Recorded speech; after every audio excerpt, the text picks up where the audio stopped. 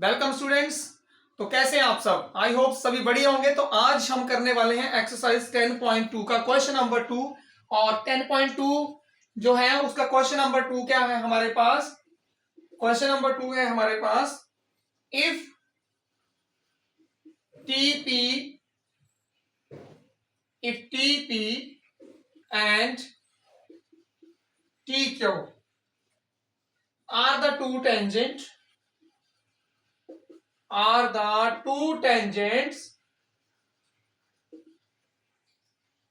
to a circle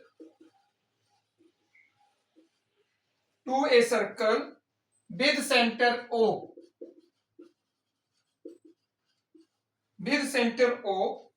so that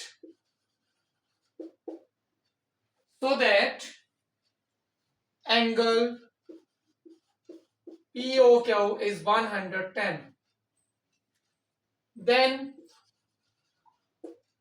angle PTQ is, options are 60 degree,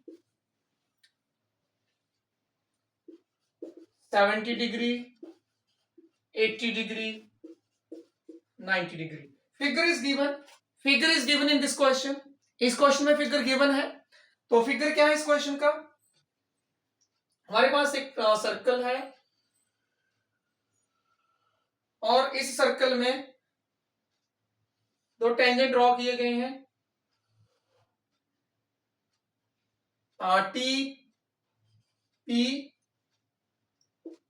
T P and TQ। दो tangent draw किए गए हैं with centre O, और angle POQ जो है वो हमें दे रखा है 110। हमसे पूछा गया है कि ये एंगल कितने डिग्री का होगा, यहां पे क्वेश्चन मार्क है। तो समझिए ध्यान से, बहुत इजी है इसका आंसर। यहां पे हमें ये एंगल पता करना है कि ये एंगल कितने डिग्री का है। तो जैसे कि मैंने इस चैप्टर को जब स्टार्ट किया था, मेरी जो प्रीवियस वीडियोस हैं जो आपने मैंने बताया था कि जहां पे क्या होता है, जहां पे टेंजेंट और रेडियस आपस में ज्वाइन करते हैं तो वहां पे उन दोनों के बीच का जो एंगल होता है वो कितने डिग्री का होता है? 90 डिग्री का एंगल होता है। मैं फिर रिपीट करना चाहूंगा, जहां पे टेंजेंट और रेडियस एक दूसरे को मीट करते हैं, जहां पे दोनों आपस में मिलते हैं, जहां पे दोनों का कांटेक्ट होता है, वहां पे जो एंगल होता है वो 90 डिग्री का एंगल बनता है। तो आप देखेंगे यहां पे कि यहां पे ये टेंजेंट है और ये रेडियस है, तो यहां पे जो एंगल होगा वो कितने डिग्री का बनेगा? 90 का। और यहां पे भी कितने का बनेगा? 90 का।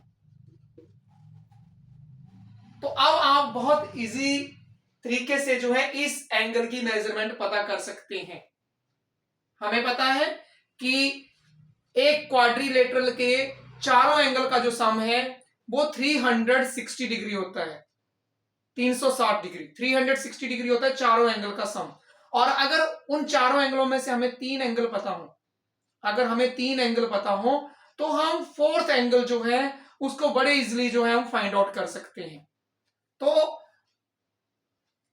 आप जो है इन तीनों को प्लस करेंगे और 360 में से माइनस करेंगे तो हमारे पास सीधा सीधा ये जो आंसर आ जाएगा। तो आप इस तरह से आप MCQ का जो ऑप्शन है वो करेक्ट ऑप्शन आप चूज कर सकते हैं। बट अगर आपको क्वेश्चन वैसे ही 2 मार्क्स में कहीं सॉल्व करने के लिए आ जाए तो आप कैसे इसको सॉल्व करेंगे, इसकी स्टार्टिंग कैसे करेंगे? तो आपने क्या लिखना है? सबसे पहली लाइन ये लिखनी है, we know angle between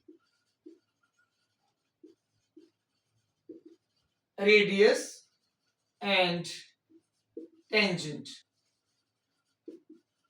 is right angle, that is 90 degree. तो यहां पे दो टेंजेंट है TP and TQ। So angle TPO is 90 degree and angle TQO is 90 degree, and angle POQ is 110, ये हमें गिवन है. Okay, now sum of all interior angles of a